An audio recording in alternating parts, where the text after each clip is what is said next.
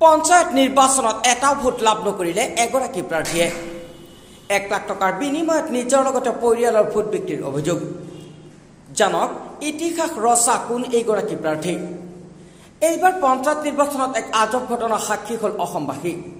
ঘটনা বঙাইগাঁও জিলাৰ অন্তৰ্গত 22 নং আলুকুন্দা গাঁও পঞ্চায়তৰ 4 নং ৱাৰ্ডৰ সদস্য পদৰ নিৰ্দলীয় প্ৰাৰ্থী ৰেজাবুল হকৰ।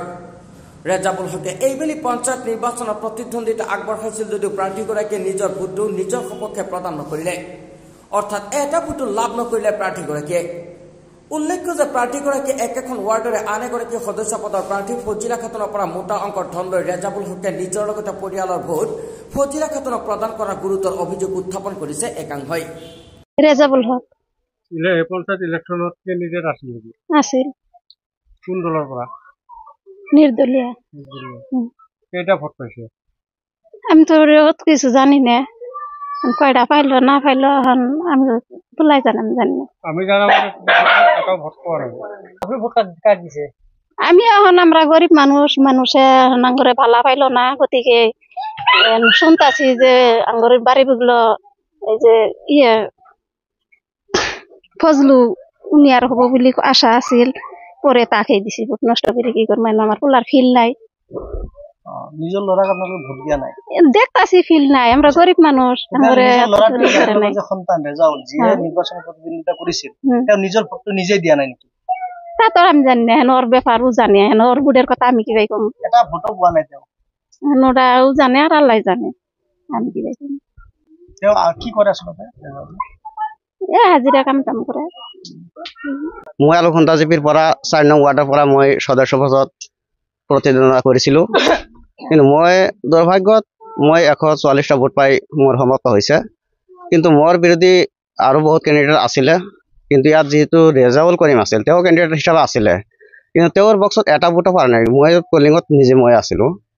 কিন্তু কি হ'ব পাৰে আপোনাৰ মতে কি হ'ব পাৰে? ষড়যন্ত্ৰমূলকভাৱে কোনোবাই ভোট দিয়ে? হয়তো নিশ্চিত, কাৰণ তেওঁ কেণ্ডিডেট হিচাপে তেওঁ নিজৰ ভোটটো হ'লে পৰিব লাগিছিলে, তেওঁৰ মাক দেউতা সেইখিনিও কৰিব লাগিছিল। যদি পৰা নাই নিশ্চয় কোনো ষড়যন্ত্ৰ আছে, এইখিনি পুৰা সন্দেহজনক কথা। নাই, এই কোনো কমপ্লেইন কৰা নাছিল। তাৰমানে এইটো আমি ক'ব পাৰো নেকি যে টকাৰ লালসাত পৰি নিজৰ ভোটটো নিজে দিয়া নাই, বিক্ৰী কৰি? হ'ব পাৰে, আমি সঠিক ক'ব নোৱাৰো যদি হ'ব পাৰে, নহ'লে নিজৰ ভোটটো নিজে কিয় দিয়া নাই? তেওঁতো কেণ্ডিডেট হয়, তেওঁ যদি কেণ্ডিডেট হিচাপে যদি তেওঁ প্ৰতিদ্বন্দ্বিতা নকৰিলেহেঁতেন তেওঁ 17 তাৰিখৰ আগতে উদ্ধাৰ কৰিব পাৰিলেহেঁতেন, কিন্তু তেওঁতো কৰা নাছিল। ইলেকশ্যনৰ আগৰ দিন পৰ্যন্ত ঠিকে আছিল, তাৰপিছত কেনেকৈ এনেকুৱা পৰিস্থিতি হ'ল? ইলেকশ্যনৰ প্ৰাক মুহূৰ্তত হঠাৎকৈ তেওঁ বহি গ'ল। আমি এই মুহূৰ্তত আমি ৰেজাউল হকৰ ঘৰত উপস্থিত আছো। হয়, আমি তেওঁৰ লগত ফোনত যোগাযোগ কৰাৰ কাৰণে চেষ্টা কৰিছো, কিন্তু ফোনটো ধৰা নাই। আমাক এৰাই চলিছে, কি ক'ব? সাংবাদিক এৰাই চলিছে, কি ক'ব? এতিয়া আপোনালোকে এইটো কিবা চিন্তা চৰ্চা কৰক, কিন্তু মই যিখিনি ক'ব লাগে সেইখিনি ক'লো। ইয়াত হয়তো মই ভালকৈ আৰু বেছি কিছু নাজানো, যাৰ কাৰণে মই আৰু ক'ব নোৱাৰিম। এই সন্দৰ্ভত মই কি কওঁ, আজি প্ৰায় 1 মাহ ধৰি আমিও ফিল্ডত বহুত কষ্ট কৰি আছো, আপোনাৰ সিও বহুত কষ্ট কৰি আছে। কৰি আমি সবকেইটাই আমি সকলোৱে মিলি আমাৰ ৱাৰ্ডত আমি বহুত যুঁজিলোঁ। যুঁজাৰ পিছত মোটামুটি 1 সপ্তাহমান আগত তেওঁ ৰেজাউল সেইটো ল'ৰা যিয়ে কেণ্ডিডেট আছিল, সিয়ে নিজে আমাৰ ৱাৰ্ডৰ আপোনাৰ যিটো ফজিলা খাতুন আছিল, তেওঁৰ পৰা 1 লাখ টকা এগ্ৰিমেণ্ট হিচাপে সি পইচা লৈছে। সেইটো প্ৰমাণ মোৰ লগত এতিয়ালৈকে প্ৰুফ আছে। এতিয়াই যদি আপোনালোকে প্ৰুফটো খোজে, মই এতিয়াই মই প্ৰুফ দিম। এইটো মই ইয়াতে থিয় হৈ আছো, মই ইয়াৰ পৰা মই প্ৰুফটো দিম। পিছত আমি সেইটো আপোনাৰ 2 দিন আগত বস্তুটো আমি ভালকৈ গম পালোঁ। হোৱাৰ পিছত আমি সেইটো একচুৱেলি আমি সেইটো বস্তুটো ভাবিলোঁ যে বস্তুটা এতিয়া সঁচাই হয় না মিছাই হয়। সেইটো ভাবি কালি আমি অভয়পুৰত গ'লোঁ।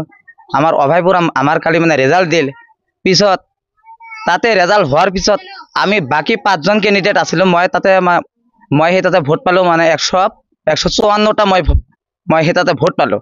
কিন্তু ইয়াৰ বাকচত এটা ভোটো নাই। তেনেহ'লে যদি ইয়াৰ বাকচত যদি ভোট নাই, তেওঁৰ যিহেতু তেওঁ এতিয়ালৈকে সিয়ে কেণ্ডিডেট, তেওঁৰ ৱাইফ আছে, তেওঁৰ দেউতা আছে, তেওঁৰ দুটা আপোনাৰ তেওঁৰ যিটো দেউতা সিয়ে আপোনাৰ বিয়া পাতিছে 2টা, তেওঁৰ 2টা আছে মা, তেওঁৰ খুৰা আছে, আৰু ইয়াৰ যিটো খুৰা আছে নিজে সিয়ে এতিয়াই আপোনালোকৰ ওচৰত ষ্টেটমেণ্ট এতিয়াই দিব। বস্তুটা সঁচা না মিছা আপোনালোকে এতিয়া বস্তুটা প্ৰুভ কৰি এতিয়া আপোনালোকে হেৰি কৰক। মোৰ এইখিনিয়ে কথা। এতিয়া আমি বিচাৰো কি, এতিয়া সি যে নিজে কেণ্ডিডেট হৈ ইয়াৰ ভোটকেইটা যে সি যে আৰু বেলেগৰ ঠাইত যে বিক্ৰী কৰি দিলে, এইটো এটা মানে বিক্ৰী বুলি কয়। এতিয়া এইটো আপোনাৰ মানে সংবিধানত আছে না নাই আমি সেইটো মানে ভালকে গম নাপাওঁ। যদি সংবিধানত সেইটো নাই, এতিয়া এইটোৰ কাৰণে আইনমতে কি ব্যৱস্থা কৰা যায় আপোনালোকে সেইটো ব্যৱস্থা কৰক।